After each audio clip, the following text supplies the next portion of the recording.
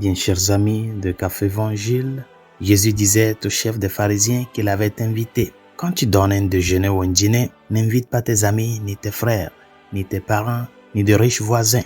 Sinon, eux aussi te rendraient l'invitation et ce serait pour toi un don en retour. Au contraire, quand tu donnes une réception, invite des pauvres, des estropiés, des boiteux, des aveugles. Heureux seras-tu parce qu'ils n'ont rien à te donner en retour. Cela te sera rendu à la résurrection des justes. Nous célébrons ce jour la mémoire de Saint Martin de Porres, religieux.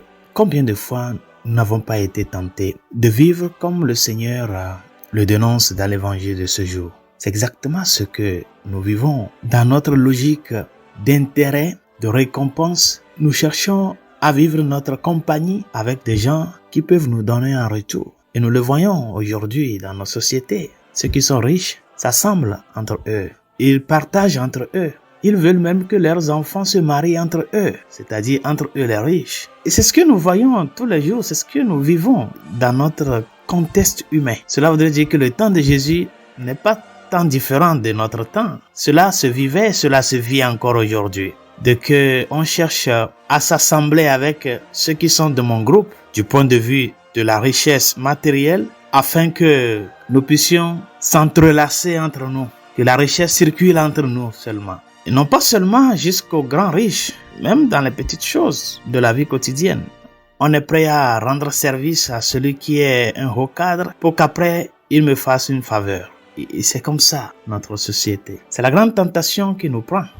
Et qu'est-ce que cela voudrait dire? Que nous sommes en train de polariser le monde.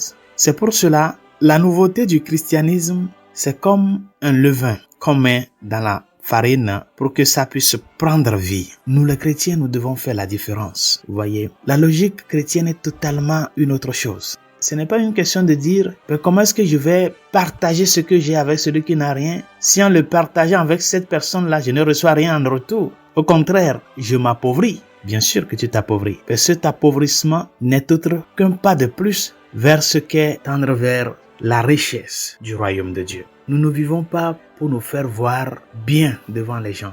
Et ça là, nous devons faire au jour le jour un effort pour dépasser ça. Ne vis pas pour que les gens te voient bien. Non. Ben vis pour que à travers toi la lumière de la foi, la lumière de Dieu puisse parvenir à quelqu'un. Parce que en faisant cela, ce n'est pas dans tous les cas que les gens vont te voir bien. Mais ça n'importe pas. C'est très important cela parce que nous allons faire un évangile à notre manière. Et comme j'ai l'habitude de le dire, le christianisme exige beaucoup. C'est un chemin très simple, mais qui exige beaucoup. Ce n'est pas une question de le comprendre tout. C'est une question de savoir que c'est ça la logique et de l'accepter. Nous, on ne peut pas connaître plus que Dieu. On ne peut pas se faire connaisseur plus que Dieu. Et c'est pour cela Saint Paul le dit dans la première lecture de ce jour. Quelle profondeur dans la richesse, la sagesse et la connaissance de Dieu.